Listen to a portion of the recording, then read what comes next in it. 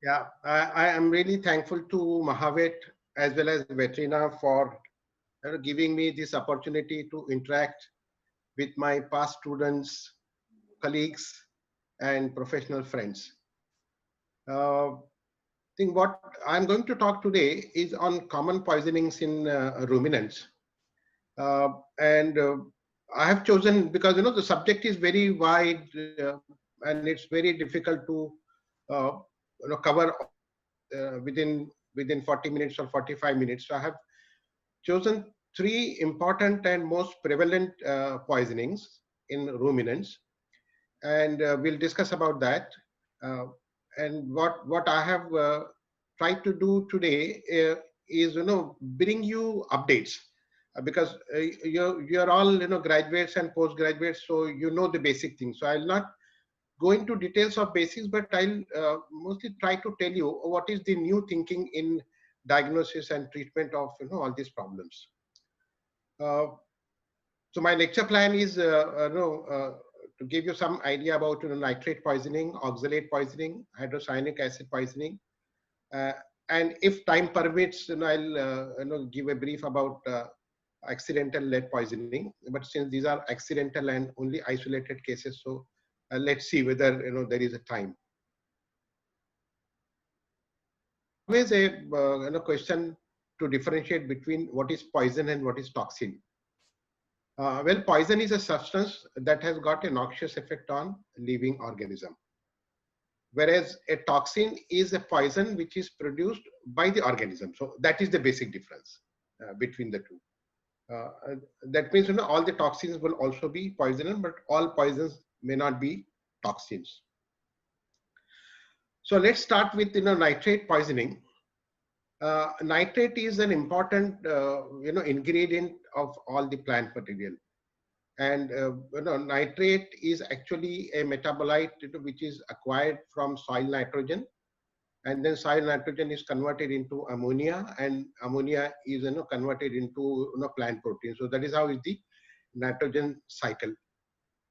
But what happens sometimes, the conversion of nitrate to nitrite happens, but then from nitrate to ammonia does not happen, and therefore nitrate starts getting accumulated. And when it is consumed in large amount, then there is a problem in case of ruminants.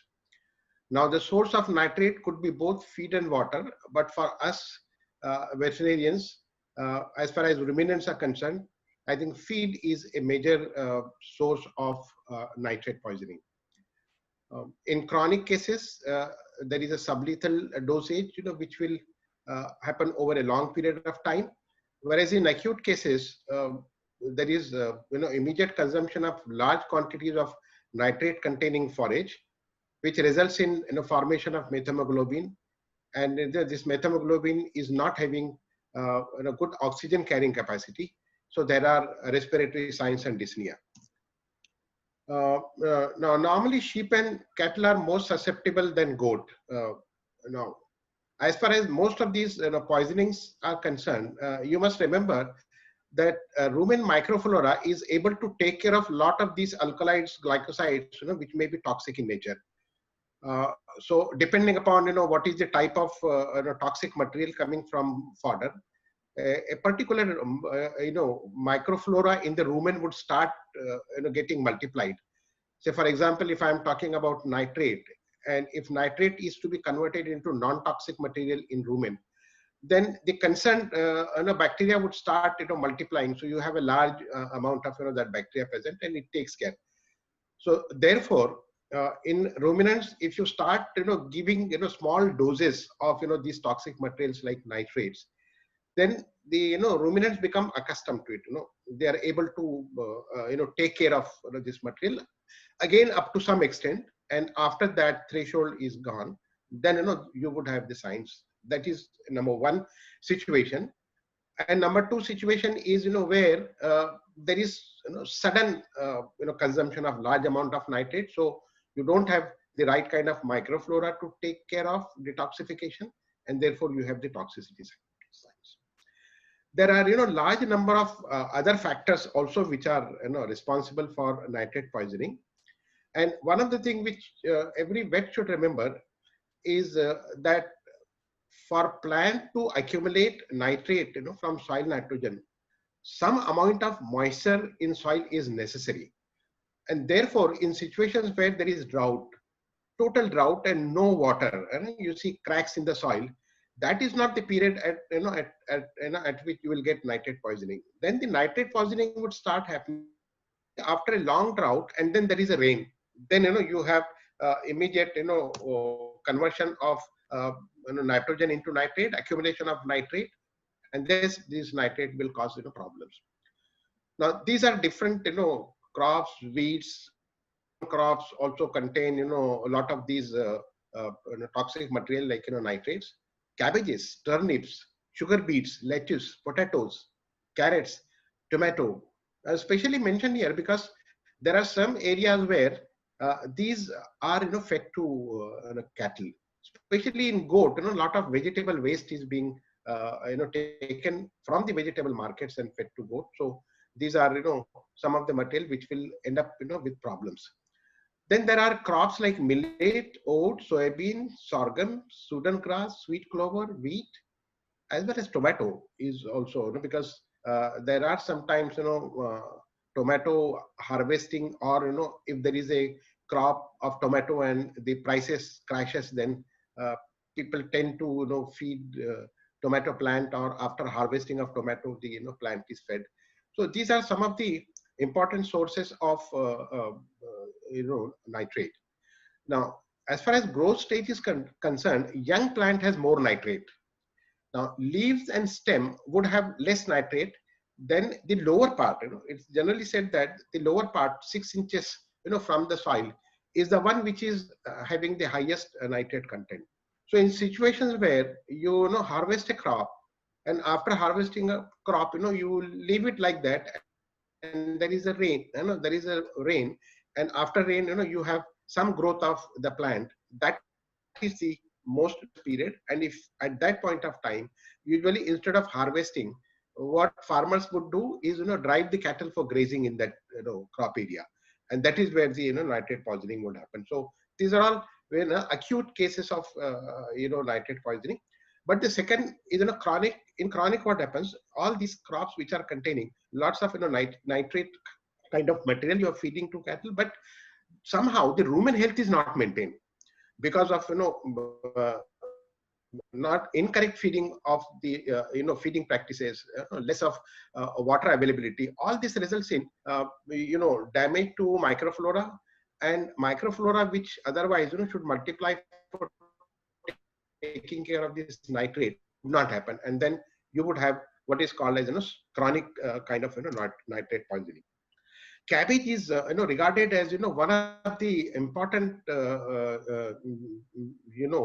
vegetable waste which is fed to cattle as well as goat as well as other animals. And about cabbage, there are three problems in cabbage.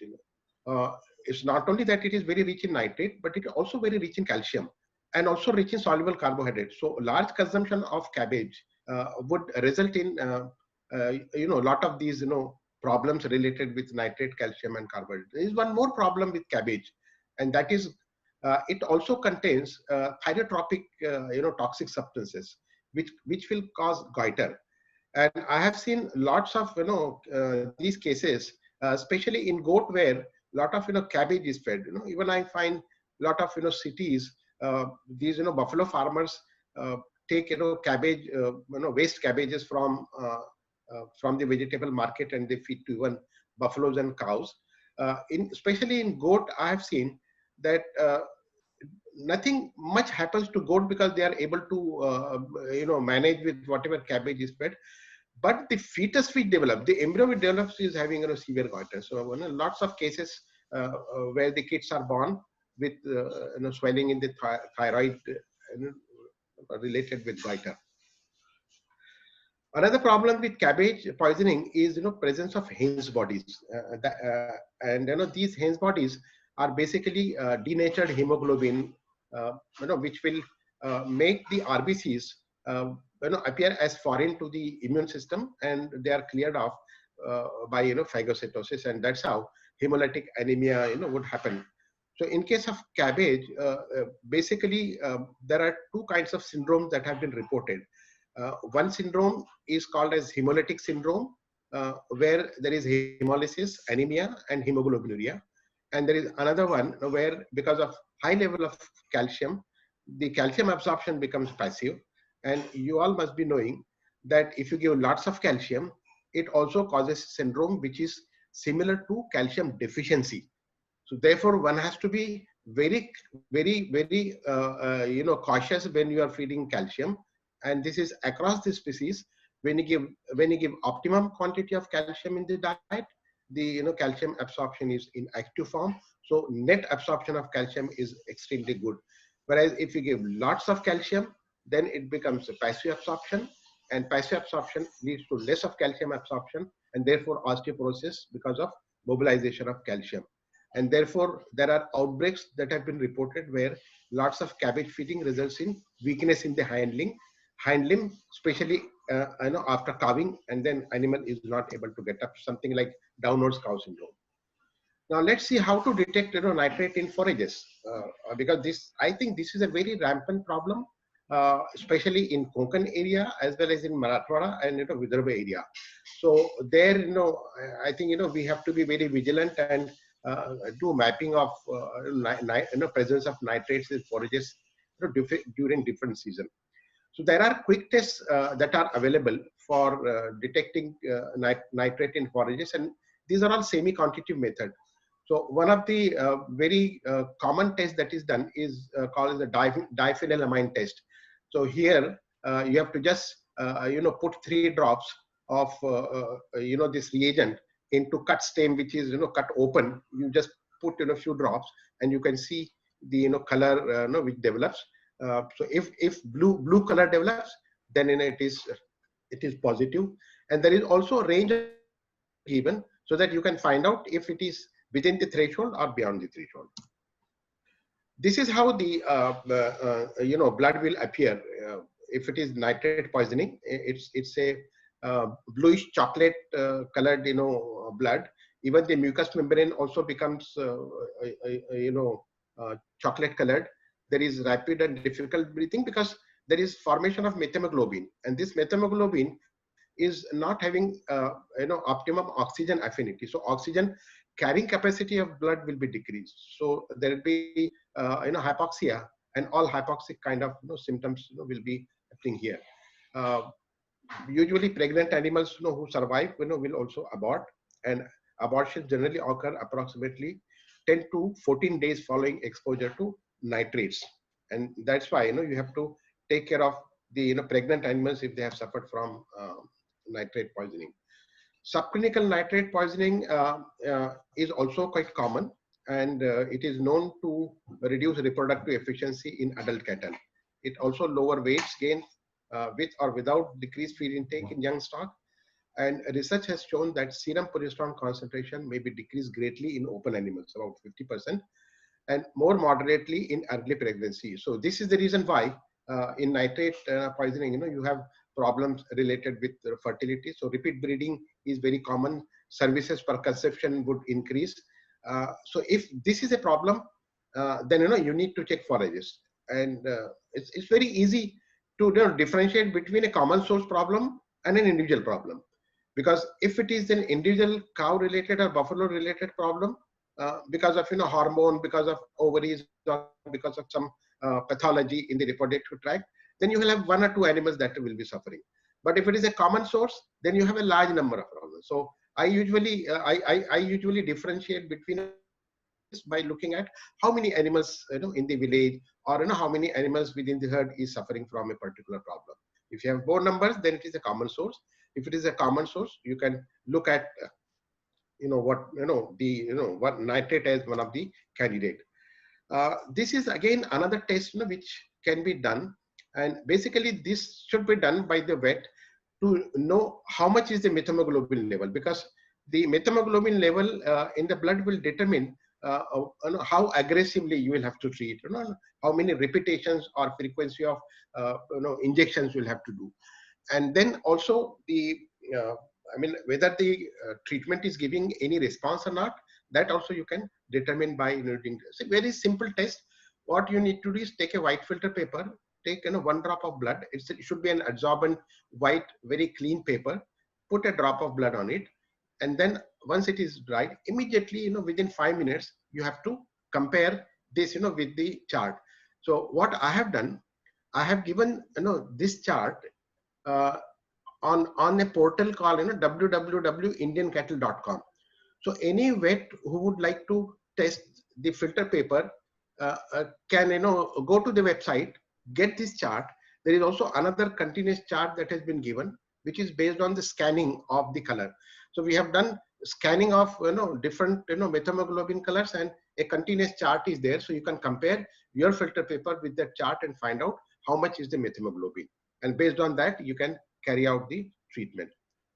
We are also trying to come up with a app so that you can scan your instead of looking at visually, you can just scan with the app. You can scan the drop, and immediately it will tell you how much is the methemoglobin, and what kind of treatment and how much treatment is to be given. So that, I think, should also be available very soon. Now, treatment of nitrate poisoning, it's very straightforward. Uh, you have to give methylene blue injection. Methylene blue injection will result immediately in reduction of methemoglobin and oxidation to formation of normal hemoglobin. Now, methylene blue injection is available, by a company called Prevan Blue. I think in Mumbai there is one company called Avalon Pharma, which is making this product available. So it is 1% injection, and 1 to 2 ml per kg body weight you have to give. Sometimes you have to repeat. Remember, in all poisoning and toxicity, you have two kinds of approaches to treatment. One is specific antidote, and another one is supportive. Both are extremely important, and many times I find that the supportive treatment is more important, which could be followed by specific antidotes or specific treatment. And about that, we would be seeing in next few slides.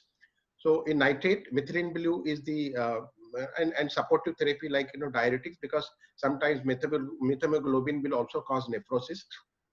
So give a lot of diuretics along with fluids to clear off all obnoxious materials, and removal of the source of the nitrate. Many times you have to replace the rumen microflora with the microflora from other healthy animal. I mean, many times if cattle or buffalo rumen flora is not available, I have done a lot of inoculum from goat microflora also. I mean, you can go to any butcher, get from a healthy buck the rumen content, and sieve it, and the fluid part can be fed to the animal, and because there is a lot of sharing of microflora between the two. You can also give B complex injections. Especially I prefer giving B complex orally here, for basic reason that I'm giving B complex to support the growth of rumen microflora. There is one more injection which is available by INTA. It's called Novizac. See, Novizac is the injection which has got sodium pyruvate, nucleotide, and buffered phosphorus. Now, how this is going to help in lots of poisoning cases, especially where there is Hens bodies, is because these Hens bodies are denatured hemoglobin that also occur in case of nitrate poisoning, and sometimes you have dual kind of poisoning where you have Hens bodies and you also have other kinds of pathologies. So this will lead to reversal of denatured hemoglobin because of reverse TCA cycle. That is, instead of utilizing glucose, it will be utilizing pyruvate from the other end, and then the denatured hemoglobin would be resolved. Otherwise, if you don't take care of methemoglobin, then what is going to happen is these Hens bodies will still remain in circulation, and even if you have treated cases of methemoglobin, but these RBCs which are recognized as foreign will still be cleared. So you will have continued hemolytic anemia. Then onion poisoning. Onion poisoning again is caused because of certain alkaloids called alkaloid propyl disulfide, and very similar kind of high sulfur containing amino acids or toxic material like alkalides. So rumen microflora can degrade these alkalides if it is fed in within the threshold. Generally it is said that up to 25% of the feed, if you're including onion bulbs as well as onion plant, rumen is able to take care of this. Whereas if you go to 50% and 75%, then probably there are problems. There have been lots of cases of onion poisoning reported in literature. Generally, it is said that goat are quite resistant. Even sheep have also been found to be relatively resistant to onion poisoning. So they say that even to pregnant goat and pregnant sheep, you can give up to 75% onion can be replaced in the feed. So in those areas where there is onion farming, and if you find that a lot of onion material is available cheap, you can give it to sheep and goat. But in case of cattle, if you want to give, you can replace it to 25%, and up to that level, you will find that milk will not be having the smell of the onion. Otherwise, if you have large quantity in feed, then you are likely to get some smell, onion like smell even in milk. Now the symptoms here are constant vocalization, weakness, and hemolytic anemia, Hens bodies. These are the Hens bodies which I was talking about, and these are all present in lots of diseases in cattle and buffaloes. For example, I have noticed these Hens bodies even in phosphorus deficiency hemoglobinuria. Then Breckenfen poisoning, all Brassica family like cabbage, etc., would also lead to formation of these, and this is probably because of very high calcium level, which leads to low phosphorus, and because of low phosphorus you have glucose uptake which is less, and because of that you have accumulation of these Hens bodies. So that's why I have said that we treat it with Novizac, so that there is a inverse TCA cycle is stimulated, and then there is ATP formation, and because of that this Hens bodies will be resolved. Now I'll give you a brief idea of what is the general approach to treatment of poisoning. So as I have said, supportive therapy is very important. So intravenous dextrose. Now in case of poisoning, if you want to give intravenous dextrose, always give 50% or 25%, because here you will also be giving some kind of energy which is required, because there would be hypoglycemia because of toxic material which is also affected. Then you can also give IV fluid to maintain hydration and induce diuresis. Now, whenever you are giving IV fluid for dehydration, always remember that you want tissue perfusion. You don't want to load you don't want to load the circulation because of rapid intravenous infusion. I know it is very difficult, because when you are out there in the field, you have to hold the animal, and then you can't afford to spend 2 hours or 3 hours. But if you really want good tissue perfusion, and if you want that your fluid should help the animal and not only cause diuresis, then giving it very slow is extremely important. Then there are people who also give Ringer's lactate, but always are not able to differentiate when to give 5% dextrose or sodium chloride injection or Ringer's lactate. So for there is one quick rule which I generally follow, and that is, if there is systemic acidosis, I would generally prefer Ringer's lactate followed by some other IV fluid which is isotonic. Now how do I diagnose systemic acidosis? By just looking at the breathing. If breathing is very rapid and shallow, and there are other signs suggesting that there could be systemic acidosis, I would usually start with Ringer's lactate, because Ringer's lactate would also bring down, because it contains lactate, and lactate will be converted into bicarbonate, and that's how the systemic acidosis will also be taken care of. Another thing to remember here is that whatever injection you are going to give, you are giving in vein. And from vein, it has to come back into circulation. And for coming back into circulation, you need good, peripheral circulation. If there is no good peripheral circulation, the venous return is going to be less. And therefore, you have to be very careful to ensure that peripheral circulation has resumed. And the test which I usually do is, I just touch the extremities of the animal. If extremities are very cold, and if I am not able to get good pulse in the extremity, then I will assume that the peripheral circulation is compromised, and there I would like to see that the peripheral circulation is improved. And one of the measures which you can take is, you can give norepinephrine or noradrenaline, which is available in the market. That can be given as a very slow injections over, say, about half an hour. You can give it either with your syringe very slowly, so that you maintain per minute perfusion. Keep an eye on a heart rate, and then also keep on checking whether the extremities have started warming up. Then for taking care of acidosis, you also sometimes need to give sodium bicarbonate injection. Now sodium bicarbonate injection is available 8.4%, and the dose is 2.5 to 3.5 ml. Never mix sodium bicarbonate with calcium injection. There are also people I have seen who would like to jump and give calcium. I don't know for what reason, and they feel that if there is peripheral hypothermia, and if heart rate is less, they usually think it is because of hypocalcemia and jump at giving calcium injection. And sometimes they would mix sodium bicarbonate with calcium. So avoid that, because there will be physical interaction. Then some oral adsorbents can also be given, like activated carbon or activated charcoal, which will adsorb. Remember, again, there is a difference between adsorption and between binding. So lots of material that is available out in the market is activated carbon, but they only adsorb, and it's really not known whether remains intact till the material is out in the feces.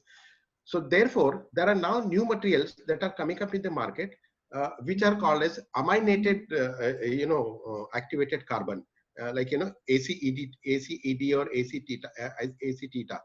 These are all amine. So these are all very ionic kind of activated carbon, and they will covalently bind, especially the mycotoxins. Like alpha. You have all those mycotoxins from Aspergillus and other fungus. So they will bind, and that is a irreversible binding. So you will not have problems of re-release of the mycotoxins or these kind of toxins. Then I'll give you some idea about general antidotes, like atropine sulfate. We all know is an antidote for organophosphates and carbamate poisoning. Please remember, only these two, insecticide and pesticides, are the one which will require atropine. Otherwise, don't think atropine sulfate is a general antidote for all poisonings. Atropine sulfate injection will also have its own side effects, especially if it is not required. Then there will be atropinization, and lot of other sides will also happen.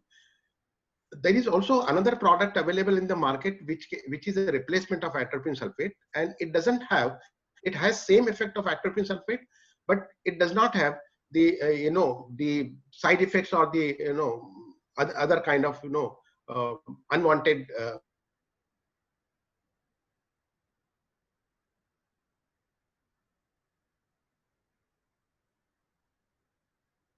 now this can also be given. So this will also take care of similar action like atropine sulfate. Then another antidote is dimercaprol. Now dimercaprol is and a good old our friend British anti-lewisite in a ball. We have been taught about this in colleges in toxicology. So this is also available in the market, and can be given. Then there are also chelating materials like calcium EDTA, which can also be given. And sometimes, if there is specific poisoning where you feel that there is hypocalcemia, you can also give calcium borugluconate, but always give it separately. And whenever calcium borugluconate I give, I would never give entire calcium borugluconate IV, because if I give ionic calcium, most of it will be excreted in urine.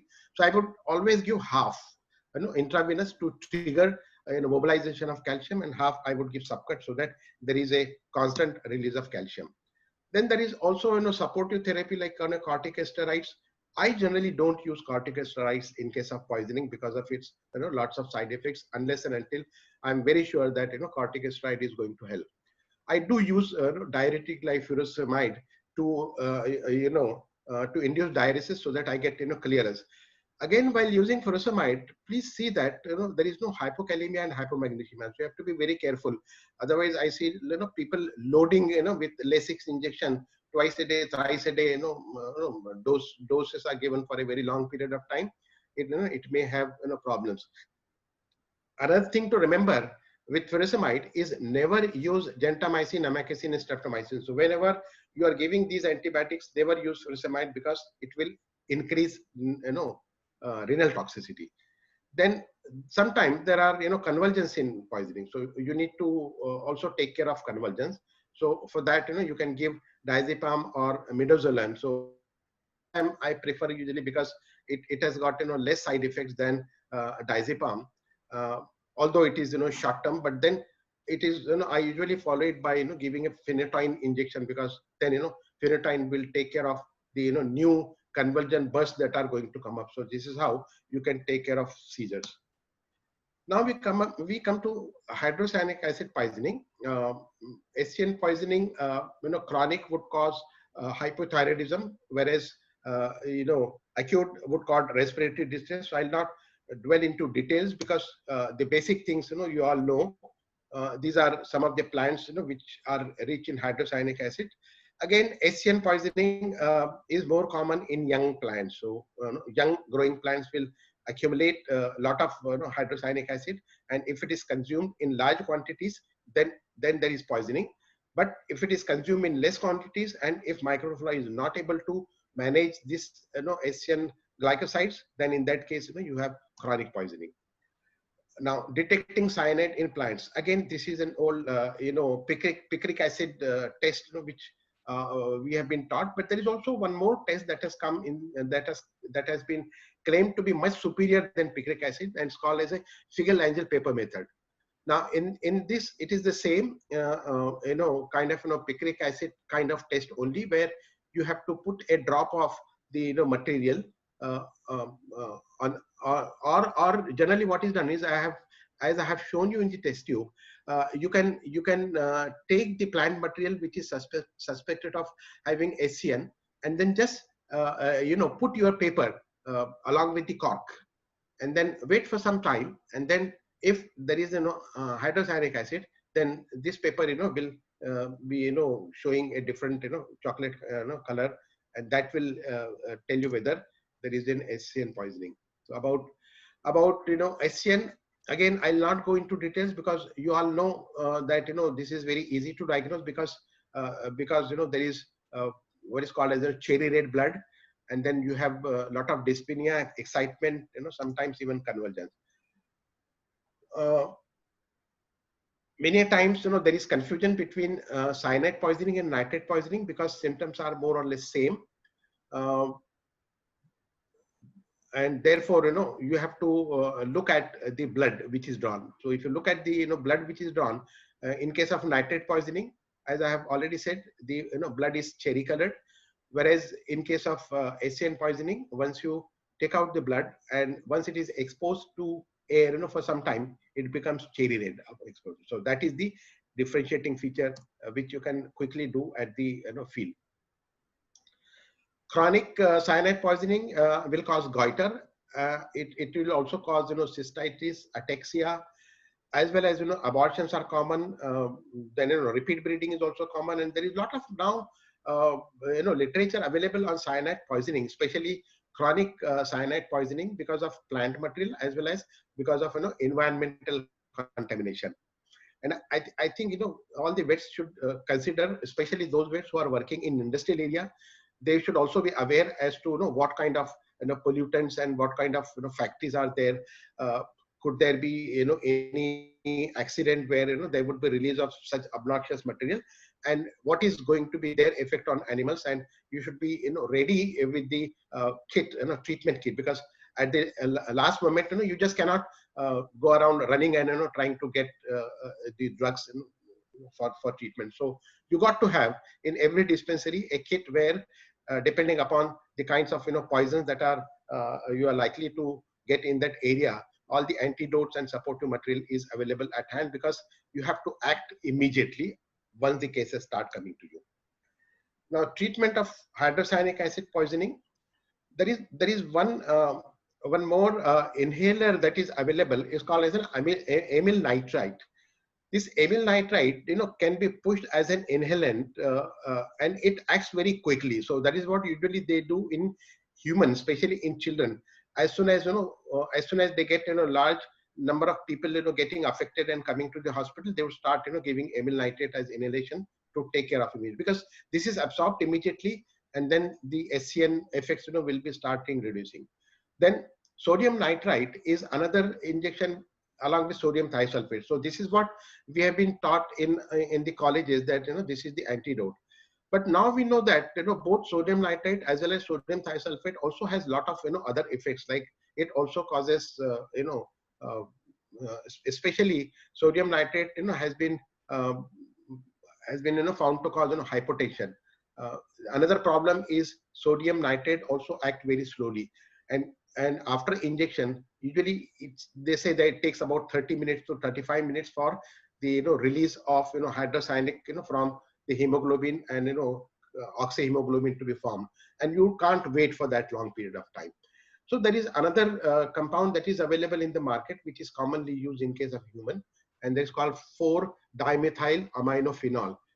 So these are all aminophenol. It's also called as a DMAP, and this is used at the dose rate of 3.25 milligram. The advantage of this particular compound is that you get 30% methemoglobin within 10 minutes. So all cyanoglobin, will be converted to methemoglobin, immediately in 30 minutes, and then you can follow it up by, giving sodium nitrite as well as, sodium thiosulfate to take care of, methemoglobin. Another compound that is available is called hydroxylamine, which is again used in case of cyanide poisoning. And in case of human nowadays, they're using uh, sodium nitrite plus DMAP or sodium nitrite plus HA combinedly. So this will bring down the dose of sodium nitrite. So the problem of hypotension, will be reduced. And then you can also have, quick conversion into methemoglobin and then oxyhemoglobin. And then thiosulfate, can be given 100 to 500 gram orally also. If you find that, there is still cyanide, containing glycosides in rumen, so you can give this orally. So orally it will bind to the glycosides and decrease. Now chlorpromazine is known to be significantly potentiate the efficacy of sodium nitrate and sodium thiosulfate. So suppose if those other compounds which I have mentioned are not available to you, you can use sodium nitrate and sodium thiosulfate, but also use largactil along with, so that the conversion of conversion to methemoglobin will be much faster. Diltiazem, naloxone, these are all the drugs which you can use, for bringing the respiration to normal, because in this case there is a lot of respiratory distress. Another antidote which is also very commonly used in human, and then it should also be tried in animals, is hydroxycobalamin. This is vitamin B12A, not vitamin B12. Vitamin B12 is different. This is a precursor of vitamin B12. Now injections of this particular provitamin B12 is also available in market, and what it does, it binds to cyanide ion and gets converted into vitamin B12. So you are injecting a precursor and getting it converted to vitamin B12, which is useful to the animal. Similarly, there are chelators like cobalt editate, that is also available as antidote for SCN poisoning. Oxalate poisoning, again, it's very common in case of animals, and this poisoning occurs again both due to high oxalate content. So there are two sides to oxalate poisoning. One is, you have forages and plant material which are rich in oxalate because of certain soil factors and because of weather factors, and the cropping pattern in which you follow. And the second is contamination of the forages and fodder, especially straws, with mycotoxins. And a lot of these mycotoxins like aspergillus would have oxalate content.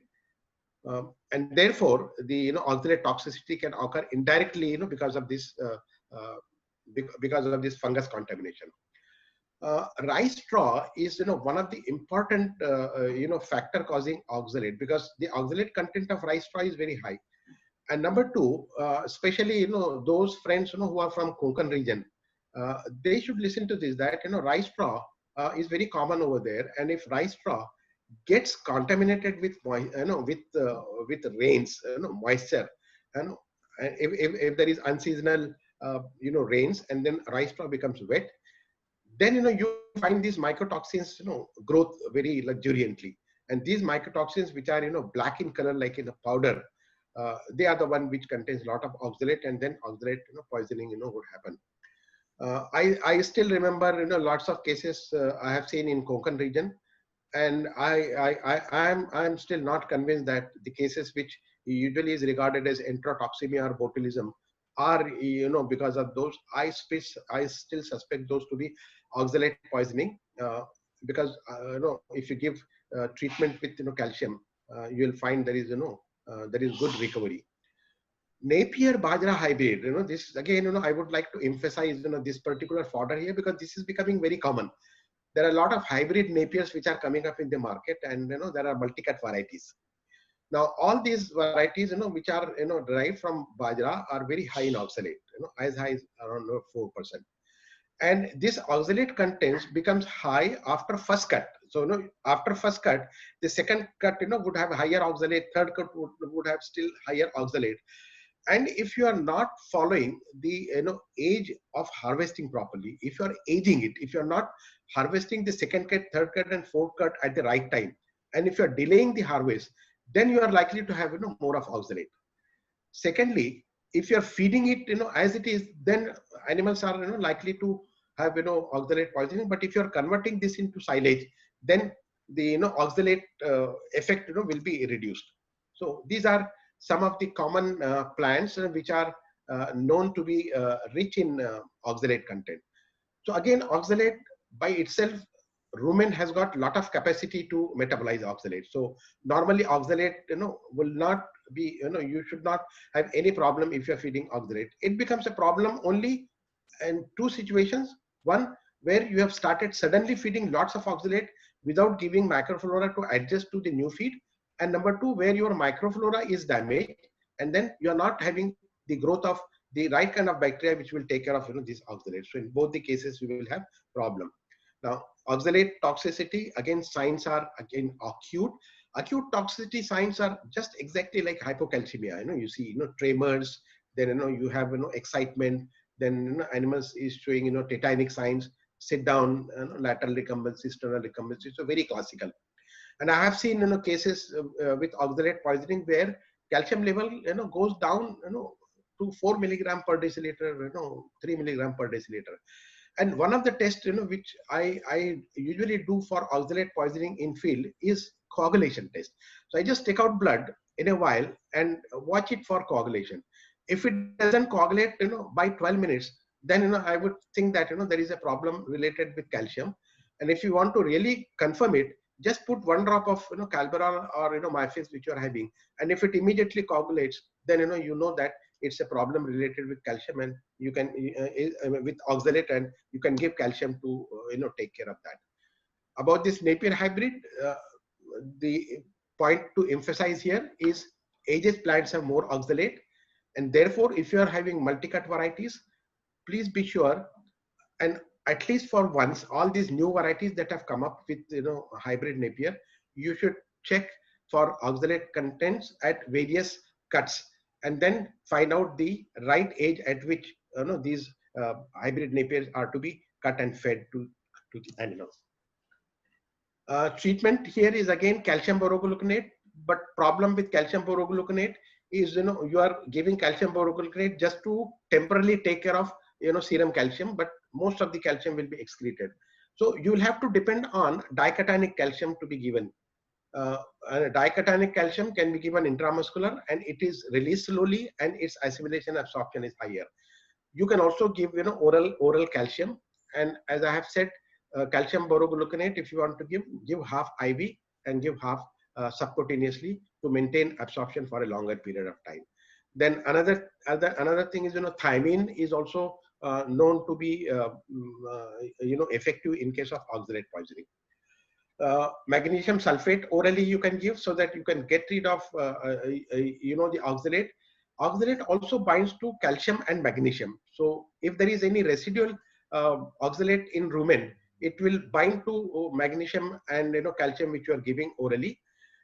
Then enough of hydration so that the oxalate crystals which you are likely to have in kidneys, and as well as oxalic acid in blood circulation, that you will be taking care of, and replace rumen microflora, as I have said earlier. Lastly, I will just touch upon lead poisoning in brief. This is not a very common, but sometimes you do get in stray cows that the cow was roaming around, and then it leaked some batteries, leaked grease or machinery, some kind of material which is rich in lead, and then immediately it starts showing certain signs. Especially people use paint, and then if this paint is discarded, the tins of the paints are discarded, especially those leaded paints would have very high lead content, and would be the cause of poisoning. So these are the clinical signs. Most the clinical signs are very, very diagnostic. I usually look at whether animal is able to see. There is a kind of blindness. The pupil is open. The animal's eyes appear to be wide open, but it's not able to see. There is depression, and then there is diarrhea which is blackish in color, and animal will start occasionally with abdominal contractions, will try to pass feces which is black in color. Then you have muscle tremors and convergence. Now, as far as treatment is concerned for lead poisoning, antidote is dimercaprol, that is the BAL. You have to give 4 milligram per kg body weight. Now, BAL treatment in case of lead poisoning, a prolonged kind of treatment, because you have lead which is deposited in different tissues. So you would like to get rid of the lead which is deposited. Otherwise, you will have recurrence if you are not giving repeatedly.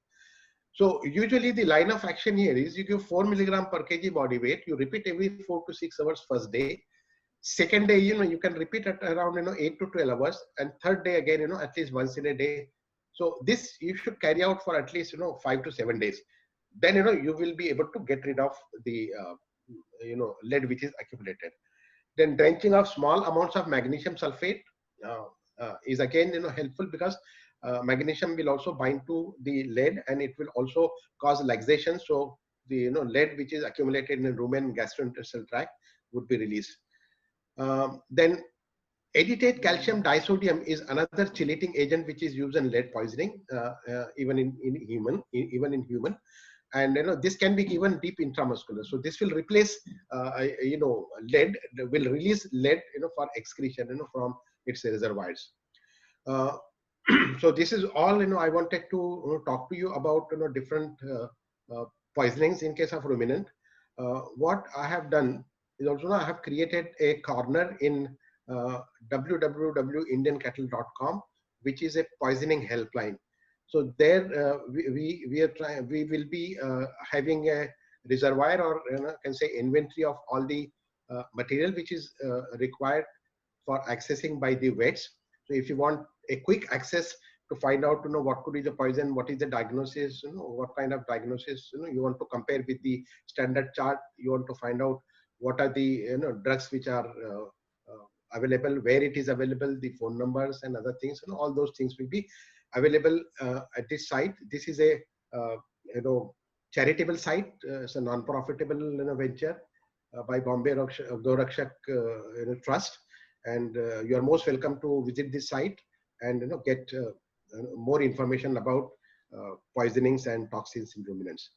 With this, I again thank all the participants for patiently listening to me, and I hope I have been able to add into your knowledge. Thank you very much.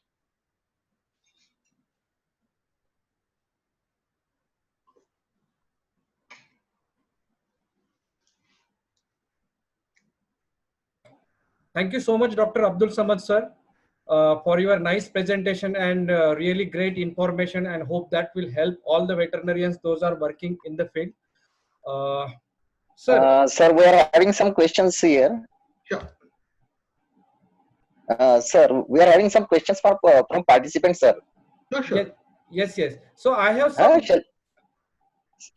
Yes, Yes, Dr. yes. Upendra Gaikwad, you have noted the question, so you can go ahead. You can ask. Yeah, yeah.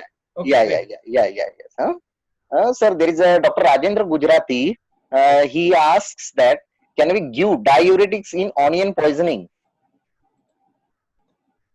In onion, Hello? in onion poison. Onion poisoning. Yes, sir. You see, as I have said, I'll go back to.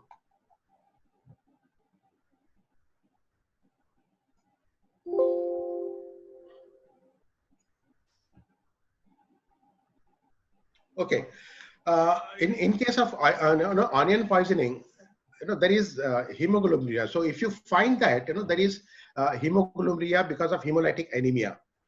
Now, in this, what will happen? Hemoglobin, will be clogging the glomeruli because it is hemolytic anemia, and therefore here you can give diuretic along with lots of fluids, because here you want to have diuresis to clear off the nephrons.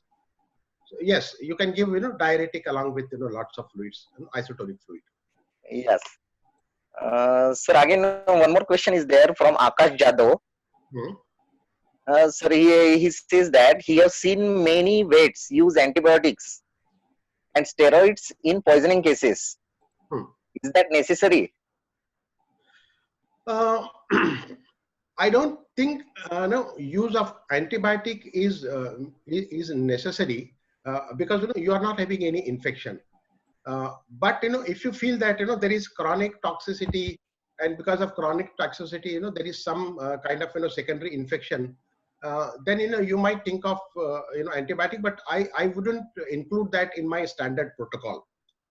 Number two, as I have already said, corticosteroid, I am always very careful in using corticosteroids, and I generally give corticosteroid only when it is extremely necessary, and I generally don't use it in case of poisonings. Rather than that, I would prefer giving 25% or 50% dextrose, because a lot of these antidotes which we give get potentiated in presence of glucose.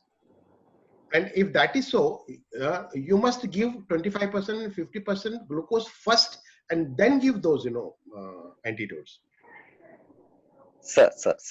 Sir, again, there is one question. May I take it? Sure.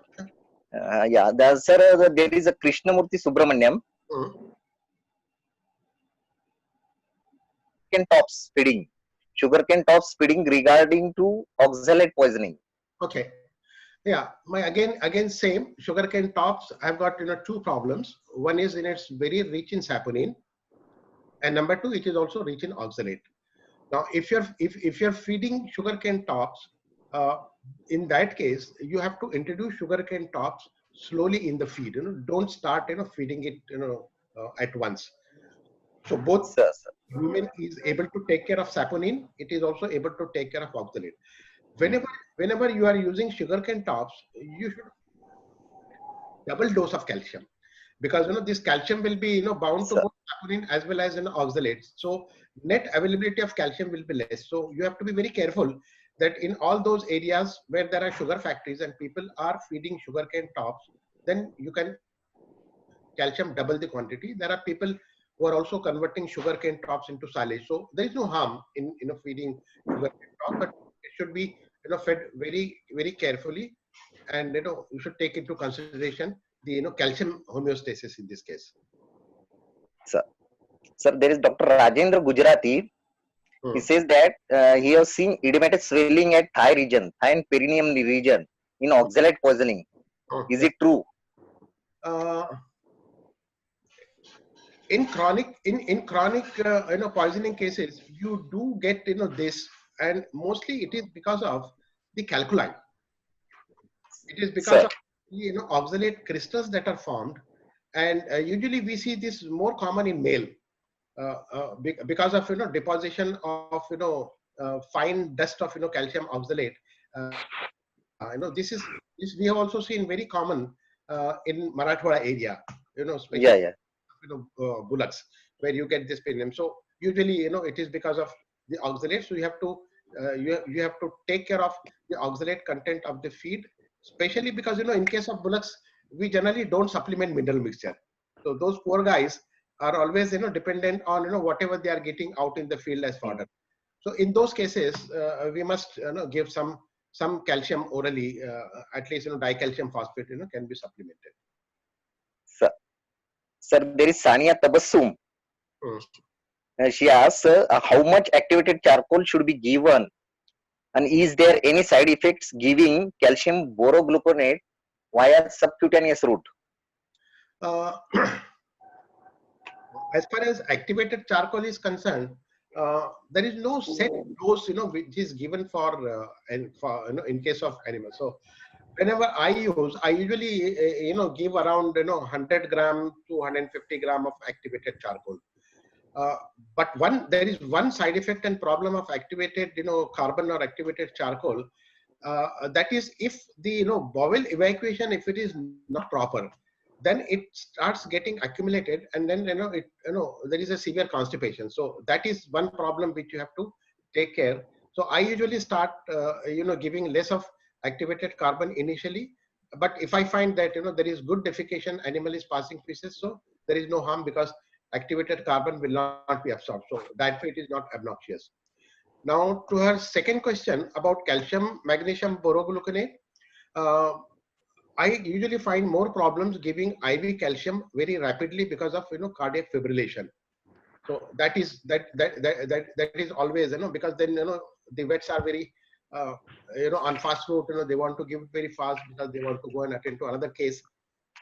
So there is fibrillation. So, but as far as subcut is concerned, if you are using a clean needle, and if you are disinfecting the skin area properly, then I don't think this calcium borogluconate will have any problem.